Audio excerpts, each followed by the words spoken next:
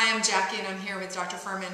And many people on our site ask us, should I read Eat to Live first or should I read Eat for Health first? And from my personal experience, I always say, oh, you have to read Eat to Live first because it really gives you the why, and then the Eat for Health really gives you the practicality behind it. And it's funny because I never even knew if that was the right recommendation, so I wanted to ask you. Yeah.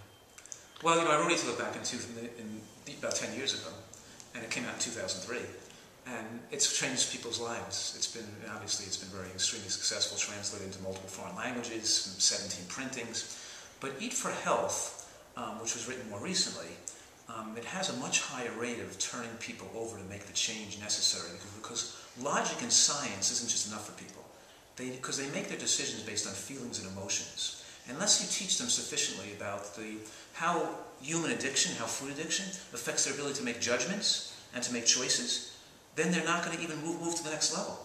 And that's so, the problem with Eat to Live is it's a little too advanced for people, even though it's great information. And a lot of people reading it will say, that sounds great, but I don't want to do that.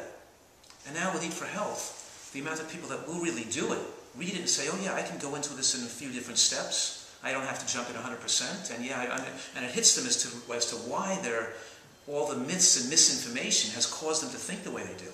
And then the turnover of the people that actually make the significant dietary changes could be much higher. And now that they've learned that and made some changes, then they want to go back and read Eat to Live. And they could understand all that little more scientific detail, and they're not going to reject it now if they read it the second time. And that's essentially how the nutrition prescription works, too. Oh, the nutrition prescription is something that you came out with after Eat for Health? Yes, and I was developing at the same time I was developing Eat for Health. Okay.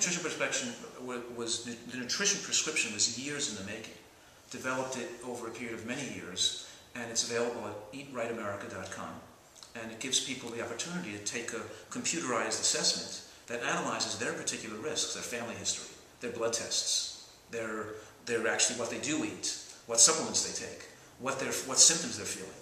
And it actually determines what their futures might be, what they're at risk of, osteoporosis or hemorrhagic stroke versus ischemic stroke, if they're at risk of getting cancer, and gives them an idea of if they keep doing what they're doing, what their life likely will turn out down the road.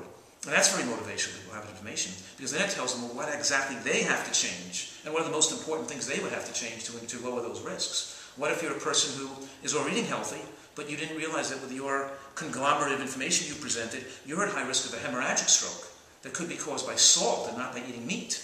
You know what I mean? So we all have some individual risk factors that are more important for you versus me. And so with that put together, and the exact where their diet is lacking, what nutrients they might be lacking, what foods they might be missing in their diet to be have a more complete disease-protective diet style. So seeing that in black and white with the graphs and the colors, it helps people. All these are helpful tools to motivate people that are stuck in the mud and don't know what to do and have all these excuses and fears about making a significant change in their life. Well, what I liked personally about the nutrition prescription is it also gives you a chance you are doing some things right, and so what I like is it tells you some of the changes that you need to make, but also it gives you a chance to celebrate your little wins, and then once you start to see some little wins, then you want to make some more progress, and you want more information to make more changes. That's a good point, because keep in mind, some people like to jump in 100%, and they need to jump in 100% because they have some serious illness, they're near death. Maybe they're going to have a heart attack in the next 2 months, and they need, like Lonnie Valentine, they need to do this 100%.